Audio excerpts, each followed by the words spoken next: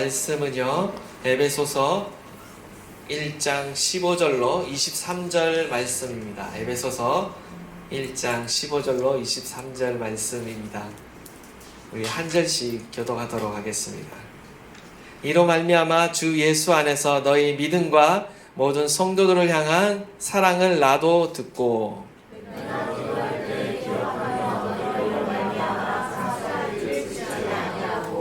우리 주 예수 그리스도의 하나님 영광의 아버지께서 지혜와 계시의 영을 너희에게 주사 하나님을 알게 하시고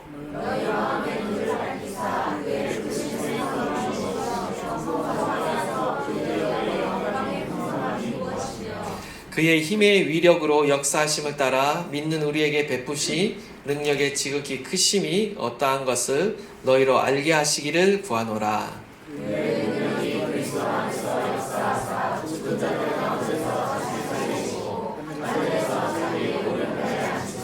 모든 통치와 건세와 능력과 주권과 이 세상뿐만 아니라 오는 세상에 일컫는 모든 이름 위에 뛰어나게 하시고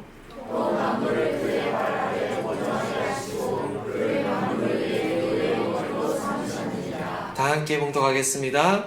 교회는 그의 몸이니 만물 안에서 만물을 충만하게 하시는 이에 충만함이니라. 아멘. 예, 우리는 지난 시간에 에베소서 1장을 통해서 하나님이 우리에게 주시는 신령한 복들에 대해서 살펴보았습니다. 그리고 사도 바울이 하나님께서 주시는 그 신령한 복들을 삼위 하나님에 대한 웅장한 찬송으로 이렇게 올려드리는 것을 보았습니다. 오늘 이 시간에는요, 지난 시간은 찬송이라고 한다면, 사도 바울의 찬송이라고 한다면, 오늘은 사도 바울의 기도가 이렇게 등장하고 있습니다. 오늘 본문도 헬라어 언어로 보면 단 하나의 문장으로 되어 있습니다. 긴 장문에 단 하나의 문장으로 되어 있어서 사실 해석하기가 굉장히 어려운 본문이지만 또 하나님이 주시는 지혜 가운데 오늘 또 본문의 말씀을 통해서 우리에게 주시는 또 영적인 교훈을 함께 나누고자 합니다. 먼저 사도 바울의 감사의 기도가 나오고 있거든요. 우리 15절 16절 말씀인데 다시 한번 우리 한 목소리로 봉독하도록 하겠습니다. 시작.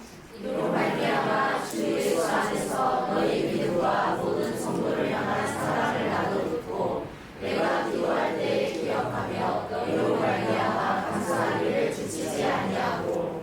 아멘.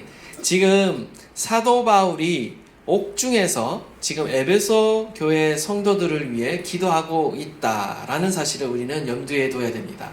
지금 바울이 자신이 지금 고난과 시련 가운데 처해 있는데 오히려 밖에 있는 성도, 자유로운 성도들을 위해 오히려 기도하고 있다라는 것은 정말 기감이 가는 놀라운 신앙이 아닐 수 없습니다. 에베소 성도들의 신앙을요, 지금 감사하며 기도하고 있는데 에베소 성도들의 신앙은 어떠합니까? 주 예수 안에서 지금 믿음과 사랑의 열매가 있는 그 신앙을 지금 에베소 성도들이 가지고 있습니다. 그들은 복음을 받아들이고 믿었을 뿐만 아니라 그 믿음을 신실하게 지키고 있고요. 나아가서 지금 성도들 간에 서로 사랑하는 그런 신앙의 열매를 맺고 있다라는 것입니다. 바울은 이러한 에베소 성도들의 믿음과 사랑에 관한 소식을 전해 들었을 때 하나님께 감사하면서 계속 기도하고 있다라는 것입니다. 자신의 그 기도 제목 리스트에 이 에베소 성도들을 올려놓고 기도할 때마다 하나님께 감사하며 에베소 성도들을 위해서 기도하고 있다라는 것이죠. 누군가가 우리를 위해서 기도하고 있다. 나를 위해서 기도하고 있다. 여러분은 어떨 것 같습니까? 나를 위해서 누군가 기도하네. 무슨 여러분 아십니까? 그 옛날에 가스펠. 누군가 널 위하여 누군가 기도하네. 내가 홀로 외로워서 마음이 무너질 때 누군가 널 위해 기도하네. 이 찬양을 아시는 분은 모르시는 분 한번 손들어 보십시오. 다 아시는 것 같아요. 예, 모르시는 분도 있을 것 같아요. 제가 청소년 시기에 이 찬양을 부르면서 얼마나 많이 울었던지, 예, 얼마나 이렇게 서글퍼 울었는지 기억에 납니다. 힘들고 어려울 때 누군가 나를 위해서 기도해 주는 사람이 있었으면 좋겠다, 이런 생각 해보신 적 있으시죠? 근데 정말 우리를 위해 기도하시는 분이 계시죠. 예, 정말 사람 중에 없다라고 한다면 하나님이 우리를 위해서 기도하고 계시고, 성령 하나님이 우리 안에서 기도하고 계시고요, 중보자죠.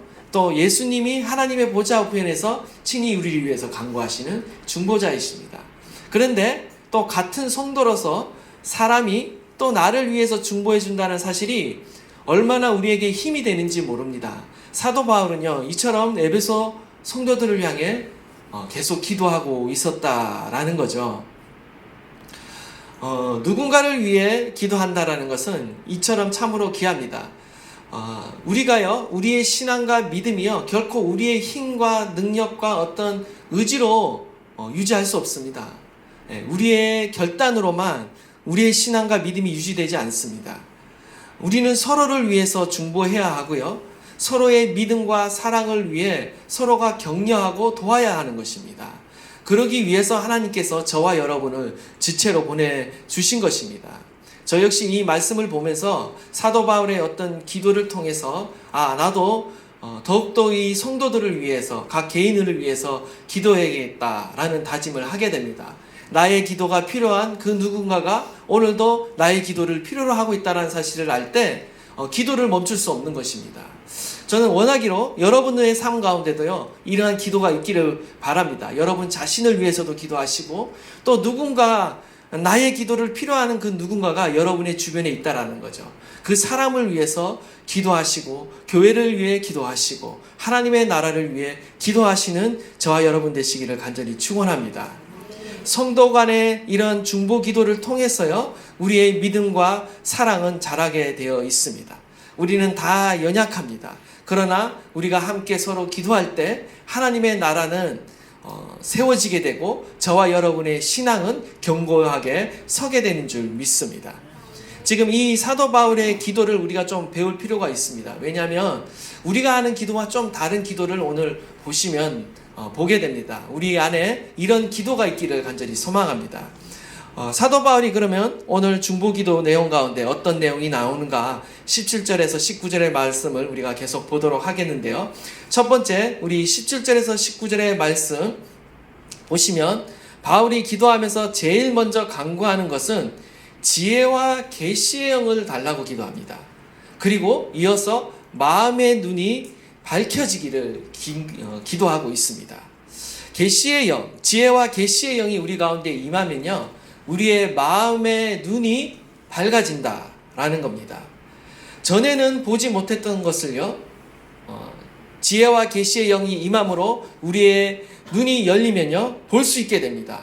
전에는 보지 못했던 영적이고 신령한 것들을 우리가 볼 수 있게 된다라는 것이죠. 바울의 기도의 특징을 보면요, 17절 마지막에 보면 뭐라고 말하고 있습니까?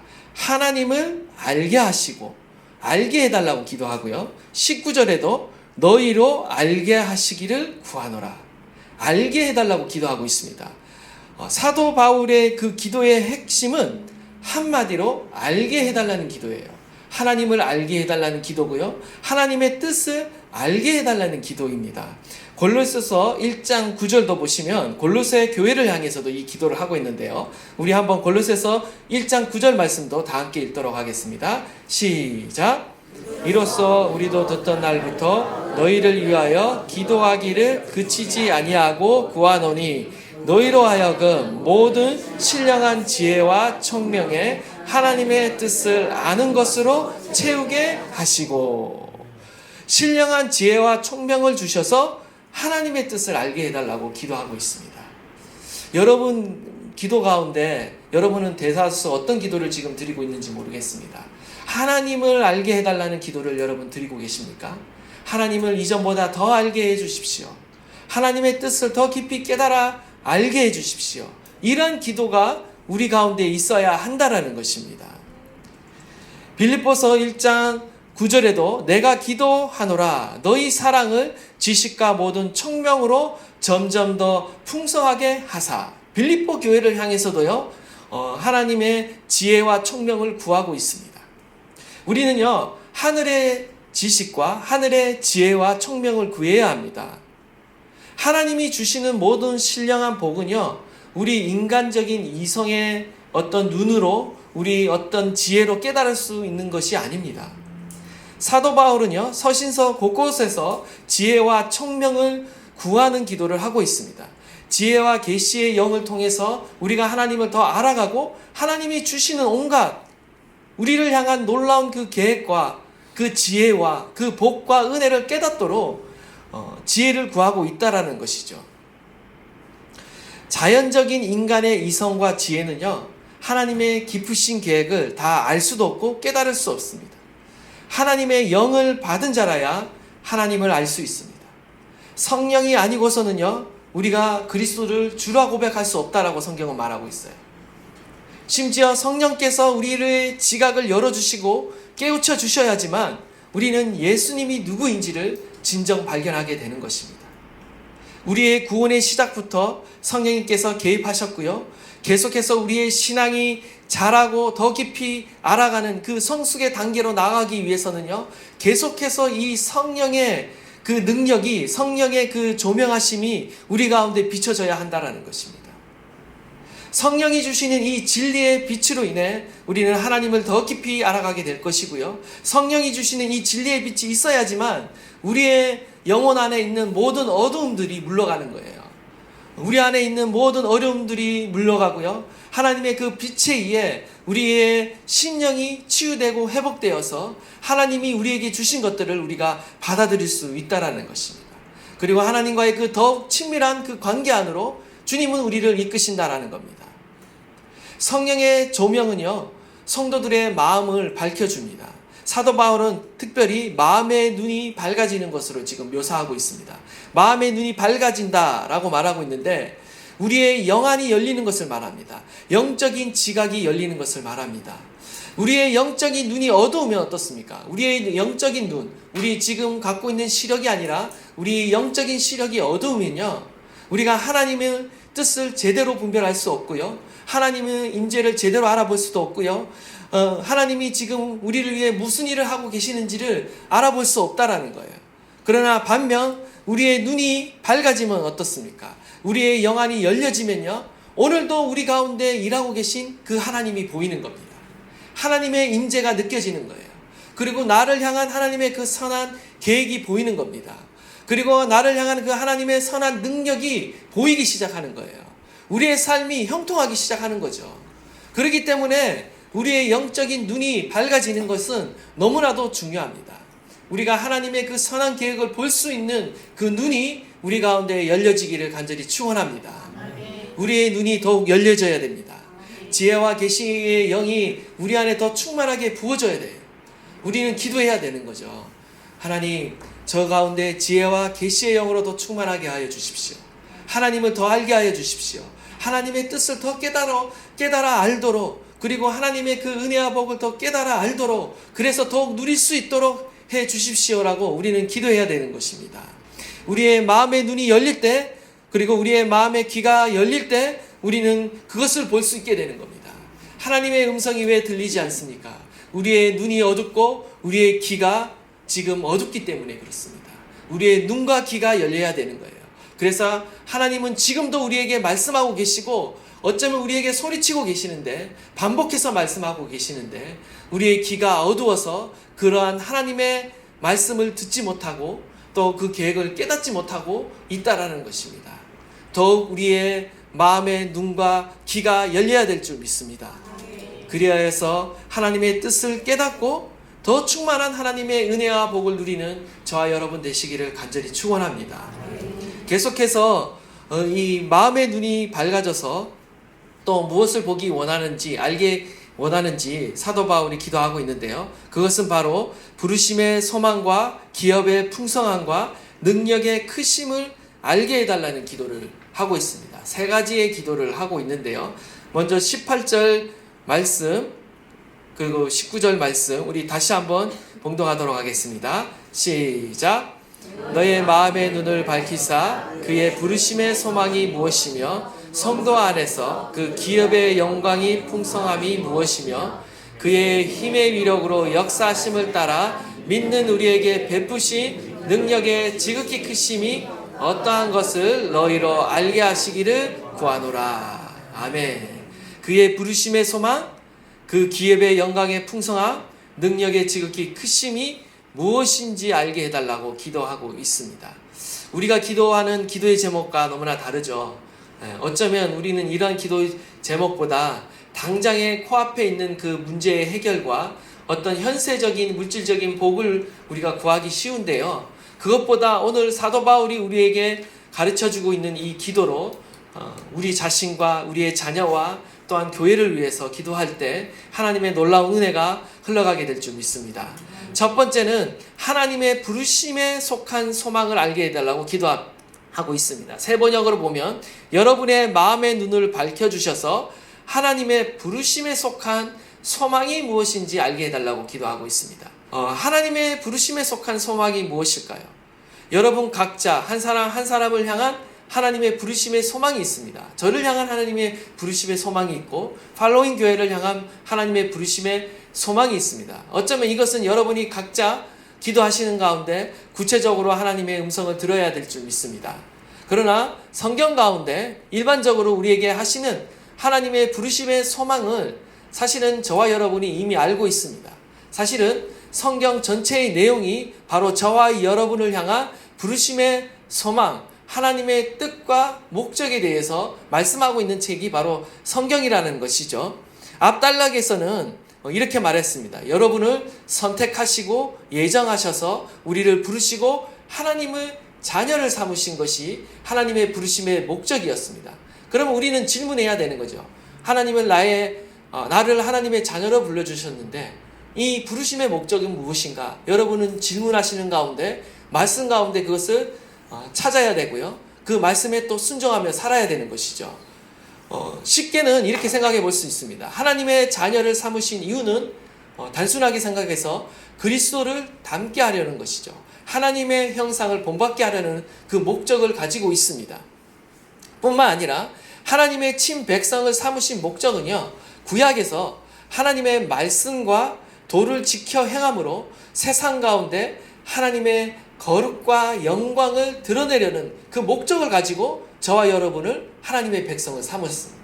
그렇기 때문에 우리는 하나님의 거룩과 영광을 이 땅 가운데 드러내는 삶을 살아야 되는데 무엇을 통해 드러내는가? 바로 하나님의 도를 지켜 행하고 하나님의 말씀을 지켜 순종함으로써 우리가 세상과 다르다라는 것을 보여줌으로 인해 하나님의 영광을 이 땅 가운데 드러낸다라는 것이죠. 뿐만 아니라 신약적으로 해석을 하면요. 신약에 와서는요. 저와 여러분이 그리스도의 제자가 돼서 주님께서 분부한 모든 것을 가르쳐 지킴으로 하나님의 부르심에 응답하고요. 나아가 그리스도의 증인으로 살아가는 것입니다. 이것이 바로 하나님의 부르심에 응답하는 삶이다. 그러나 각자의 또 위치와 직업과 삶의 자리가 다르기 때문에 이것이 어떻게 나의 삶 가운데 구현될 것인가는 여러분이 또한 주님께 질문하며 기도하며 그 답을 찾아야 될 줄 믿습니다. 어쨌든 하나님의 부르심의 소망이 우리 가운데 있습니다. 사실 성경 가운데 굉장히 많이 등장하는데요. 몇 가지만 찾아보도록 하겠습니다. 로마서 1장 6절은요. 너희도 그들 중에서 예수 그리스도의 것으로 부르심을 받는 자니라. 예수 그리스도의 것, 예수님의 소유로 여러분이 부르심을 받았다라는 거고요.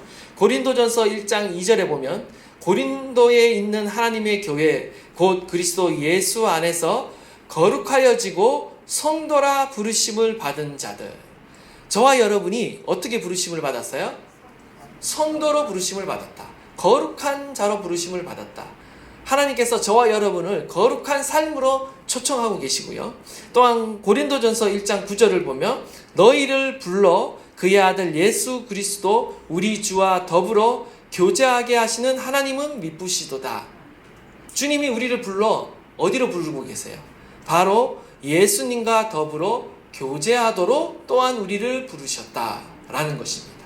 갈라디아서 5장 13절에는요. 자유를 위하여 우리를 부르셨고요. 또한 골로새서 3장 15절을 보면요, 우리를 부르시되 평강으로 우리를 부르셨고요. 또 베드로전서 2장 20절 21절 말씀을 보면요, 선을 행함으로 고난을 받고 참도록, 그리스도의 복음을 위해 고난을 받도록 우리를 또한 부르셨고요. 또한 데살로니가 전서 2장 12절로 보면 우리를 하나님의 나라와 영광을 위해 부르셨다. 이렇게 성경 가운데는요, 하나님의 부르심의 이야기들로 가득 차여 있습니다. 저와 여러분을 부르신 그 하나님의 은혜를 우리가 더 깊이 깨닫고요, 또한 그러한 삶을 살아가기 위해서는요, 우리가 바로 지혜와 계시의 영을 구하고 하나님이 부르신 그 기쁘신 뜻을 더 깊이 깨달을 수 있도록 우리는 주님께 간구해야 한다라는 것입니다. 나아가서 두 번째로 하나님께 간구하는 기도의 제목은요, 하나님의 영광스러운 상속의 풍성함이 무엇인지 하나님께 간구하라는 거예요. 우리 18절 하반절인데요, 새 번역입니다. 우리 다 함께 한번 읽도록 하겠습니다. 시작. 성도들에게 베푸시는 하나님의 영광스러운 상속이 얼마나 풍성한지를 여러분이 알게 되기를 바랍니다. 아멘. 하나님이 우리에게 주시는 상속, 성경땡에 따라 기업, 유업, 여러 가지로 번역되고 있는데 다 동일한 의미입니다. 하나님이 우리에게 주시는 상속이 있어요. 유업이 있습니다. 유산이 있다라는 거죠. 그것이 얼마나 풍성한지를 알게 해달라고 기도해야 됩니다. 우리는 그냥 정답처럼 말할 수 있어요. 예수님 믿으면 영생을 얻고 구원받고 재용서받고 천국에 간다, 천국을 유업으로 받는다, 너무 막연하게 추상적으로 말하지만 주님이 주시는 그 은혜와 복, 그 유업이 얼마나 큰지를 깊이 깨닫는 것은요, 성령님의 도우심이 필요합니다. 우리가 그것을 깨닫게 해달라고 기도하셔야 됩니다. 이 땅에서뿐만 아니라 하늘에서 누리는 그 유업이 어마어마하고 풍성하다라는 거예요. 어쩌면요, 우리는 이 땅에서 누려야 할 복들을 다 제대로 못 누리고 하나님의 나라에 갈 수가 있습니다. 그 이유는 무엇인가? 저는 그 이유 중 하나가 하나님이 우리를 위해 무슨 일을 하실 수 있는가를 우리가 제대로 알지 못해서, 그래서 우리가 제대로 믿지 못해서, 그리고 제대로 구하지 못해서 우리가 누리지 못하는 많은 은혜들이 있다라고 저는 믿습니다. 우리가 하나님이 우리에게 주시는 수많은 유업이 있음에도 불구하고 어떤 사람은 그 유업을 누리며 살아가는데 어떤 사람은 그 유업을 제대로 누리지 못하고 살아가기도 합니다. 우리가 이 땅은 완전한 하나님의 나라가 아니기 때문에 불완전한, 아직도 완성될 하나님의 나라가 우리를 기다리고 있기 때문에 그럴 수밖에 없지만, 어쨌든 하나님께서는요, 내세뿐만 아니라 현세에도 하나님이 주시는 그 은혜와 그 하나님의 나라를요, 부분적으로 경험하고 누리도록 허락하셨다라는 거예요. 그렇기 때문에 우리는 이 땅에서 누려야 할 그 유업을 누릴 뿐만 아니라 또 저 땅에서 받을 그 하나님의 놀라운 유업을 우리가 분명히 깨닫는 가운데 이 땅을 살아가야 한다라는 것입니다. 에베소서 1장 11절 우리 지난 시간에 봤는데요, 우리 다시 한번 읽도록 하겠습니다. 시작. 하나님은 그리스도 안에서 우리를 상속자로 삼으셨습니다. 이것은 모든 것을 자기의 원하시는 뜻대로 행하시는 분의 계획에 따라 미리 정해진 일입니다. 예, 하나님께서 저와 여러분을 이미 그리스도 안에서 하나님의 유업을 상속받을 상속자로 저와 여러분을 세우셨다. 그리고 그 상속의 보증으로, 담보로 무엇을 주셨다 그랬죠? 성령님을 담보로 주셨다라고 합니다. 얼마나 확실한지 담보까지 주님께서 제공해 주셨어요. 사실은 우리가 해야 되는데 하나님이 은혜로 주시는데 담보까지 주고 계십니다. 에베소서 1장 14절 다 함께 읽겠습니다.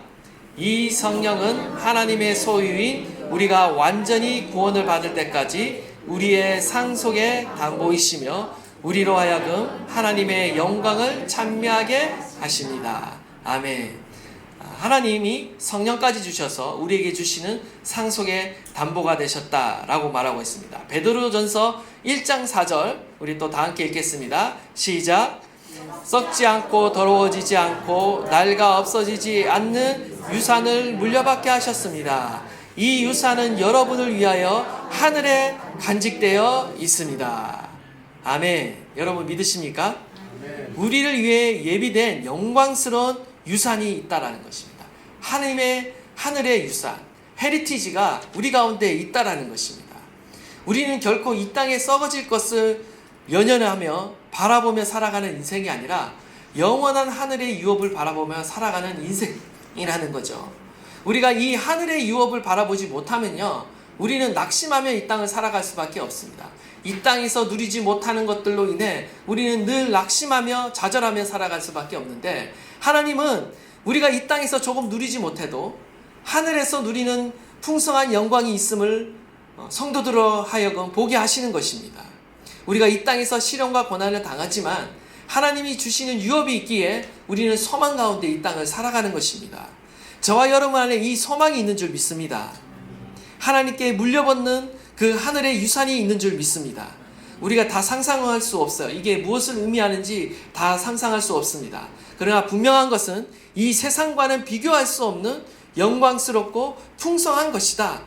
우리는 바로 이러한 하늘의 상급을 얻기 위해 지금도 믿음의 싸움을 싸우며 달려가고 있는 것입니다.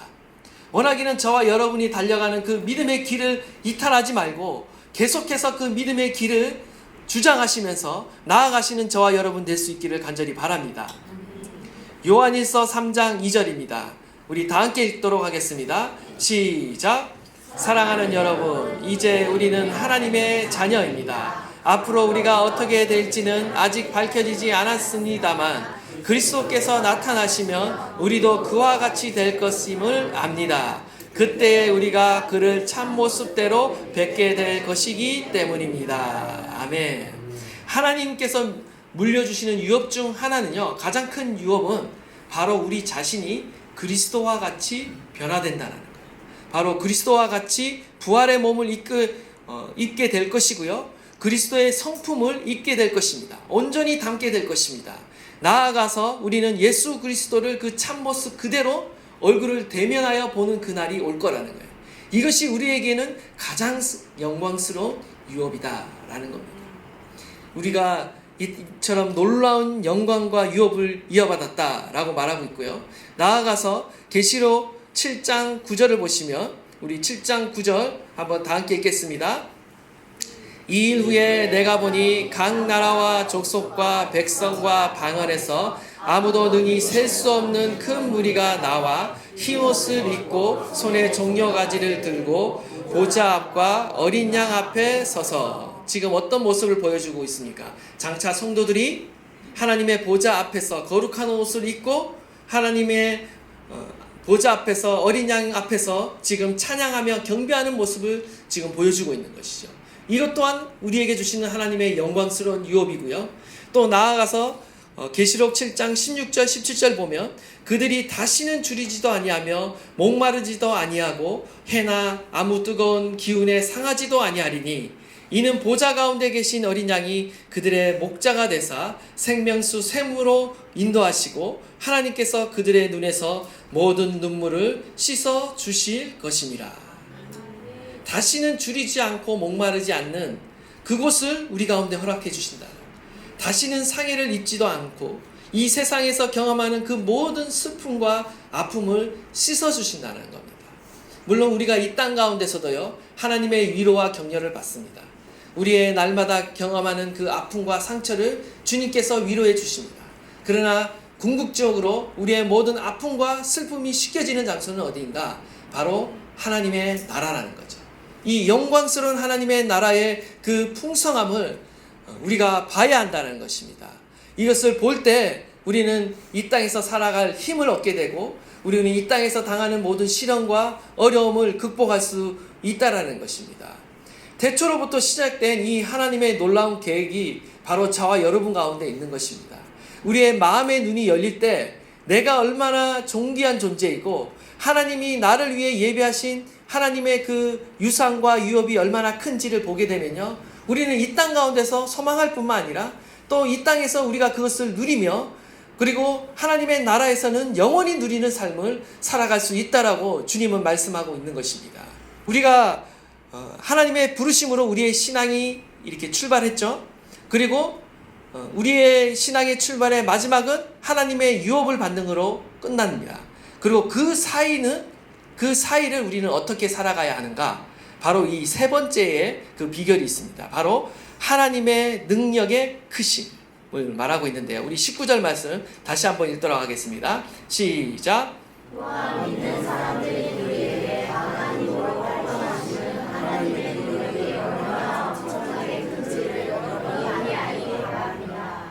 아멘. 하나님의 능력이 얼마나 엄청나게 큰지를 지금 에베소 성도들이 알기를 바라고 있습니다. 왜 이것이 중요하냐면 하나님의 능력의 크심을 우리가 깨달아야 되고요, 알아야 되고요, 믿어야 됩니다.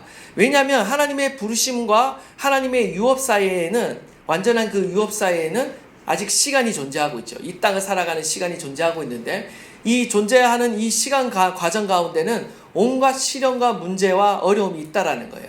그것을 어떻게 살아갈 수 있는가? 우리가 소망과 믿음으로 살아가야 되는데, 이 살아가는 그 과정 가운데 필요한 것이 뭐냐면 하나님의 능력이라는 거예요. 하나님의 크신 능력을 힘입어 살아가는 겁니다. 하나님의 크신 능력이 없이는요, 우리가 이 순례의 길을 완주할 수 없어요. 이 믿음의 길을 완주할 수 없다는 것입니다. 그렇기 때문에 우리가 하나님의 크신 능력을 더 깨달아야 되는 거고요, 알아야 되는 거고요, 믿고 구해야 되는 것입니다. 하나님의 그 크신 능력이 우리 가운데 임할 때 우리는 하나님의 그 부르심의 소망을 따라 살아갈 수 있고요, 그 부르심의 목적대로 우리는 살아갈 수 있고요, 나아가서 하나님의 그 크신 능력이 하나님의 그 놀라운 은혜와 복을 누리도록 우리 가운데 역사하시는 것입니다. 하나님의 그 풍성한 유업은요, 내가 성취하는 것이 아니라 하나님의 능력이 우리 가운데 이루게 하신다. 하나님의 능력이 이루게 하신다 라는 사실을 여러분 기억하십시오. 내가 이루는 것이 아니라 하나님의 능력이 이를 이루신다라는 겁니다. 그렇기 때문에 우리는 하나님의 능력을 바라봐야 되는 것이죠. 이스라엘 백성들의 그 인생 여정을 보십시오. 가나안 땅에 들어가고 그 전쟁을 치르고 그 가나안 땅을 차지하기까지 하나님의 능력이 그들과 함께 했습니다. 하나님의 능력이 이루셨다라는 거죠. 이스라엘 백성이 탁월한 능력이 있었던 것이 아닙니다. 전투 능력이 있었던 것이 아니에요. 그들은 오랫동안 노예 생활을 했기 때문에 아무런 어떤 그런 전쟁에 대한 준비가 되어 있지 않았습니다. 그러나 오직 하나님의 말씀을 의지하여 믿음으로 나가서 싸울 때에 하나님께서 대신 그들을 위해 싸우시는 것입니다. 하나님은 용사이시에요. 그래서 용사이신 하나님이 우리의 인생 가운데도 우리를 위해 대신 싸우시는 것입니다. 그렇기 때문에 우리는 이 하나님의 능력을 바라봐야 되고요, 이 하나님의 능력을 구해야 될 줄 믿습니다. 저와 여러분의 삶에도 이 하나님의 능력이 나타나게 될 줄 믿습니다. 사도 바울은 계속해서 이 하나님의 능력을요, 그리스도 안에 나타난 만물을 충만하게 하시는 하나님의 능력이다 라고 말하고 있습니다.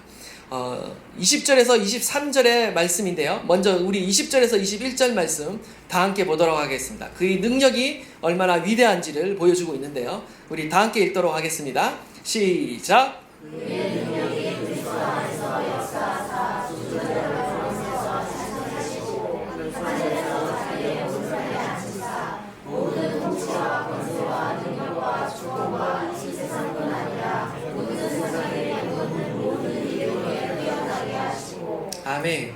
사도 바울이 세 번째 기도에서 하나님의 그 지극히 크신 능력을 알게 해달라고 기도했는데요, 이 마지막 20절에서 23절은요 바로 그리스도 안에 나타난 그 능력, 하나님의 능력이 얼마나 위대하심을 보여주고 있습니다. 소개하고 있는 것이죠. 그리고 이 능력이 놀라운 것은 어디와 연결되어 있느냐? 교회와 직접적으로 연결되어 있다는 사실입니다. 바울은 하나님이 그리스도들을 교회의 머리로 삼으시면서 교회가 그리스도의 몸이 되도록 이렇게 만드셨습니다. 그리고 그리스도의 그 충만한 영광과 능력이 어디를 통해 나타나도록 했는가? 바로 바디인 교회를 통해서 나타나도록 하나님이 구현하셨다는 것입니다. 하나님의 모든 영광과 능력은 어디를 통해 나타난다고요? 바로 그리스도의 몸된 교회를 통해 나타난다. 참 놀라운 사실이죠. 교회가 오늘날에도 세상의 소망인 줄 믿습니다. 지금 얼마나 우리 교회가 세상적으로 욕을 먹고 있고 또 때로는 우려의 소리도 들리고 있습니다. 그럼에도 불구하고 하나님의 계획, 하나님의 구원 계획 안에는요, 교회가 그 중심을 자리하고 있는 겁니다. 교회가 세상의 소망이에요. 교회의 머리가 예수 그리스도고요, 교회의 몸이 바로 저와 여러분이 되어서 성도인 저와 여러분이 그리스도의 몸인 거죠. 저와 여러분을 통해 하나님의 그 충만한 뜻이요 이루어지기를 원하고 계시는 겁니다. 하나님의 뜻이요 바로 저와 여러분을 통해 이루어지는 겁니다. 하나님의 충만한 은혜와 복이 바로 저와 여러분을 통해 세상으로 흘러가는 거예요. 그리고 하나님의 그 능력이 바로 저와 여러분을 통해 이 세상 가운데 나타나는 겁니다. 이러한 사실을 믿을 수 있기를 간절히 축원드립니다. 아니, 나를 통해서 그리스도의 그 놀라우신 충만한 은혜와 복이 흘러간다고 우리가 믿기지 않을지 모르겠지만, 주님이 계획하신 하나님의 교회는요 바로 저와 여러분입니다.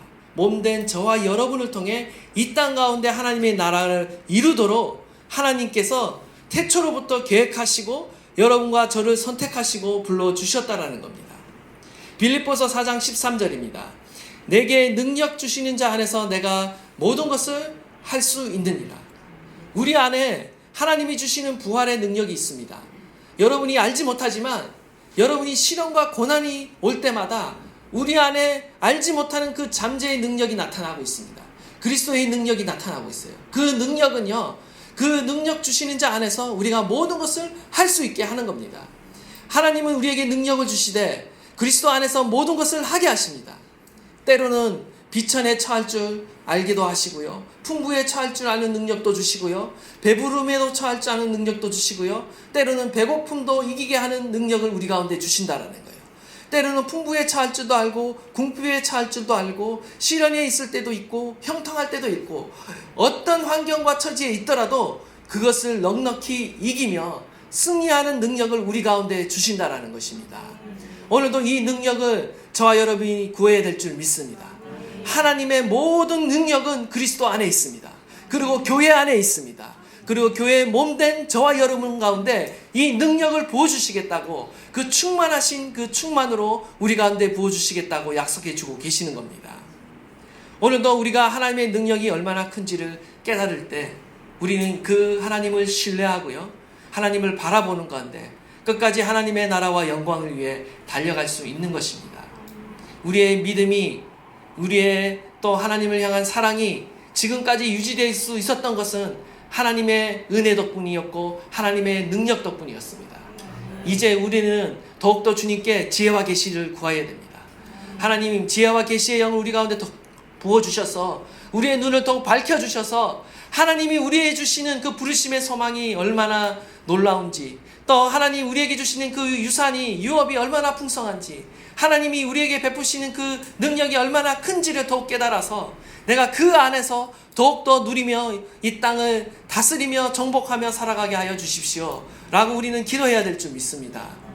여러분, 주님이 지금 어디에 계십니까? 22절 23절 우리 한번 다 함께 읽도록 하겠습니다. 시작.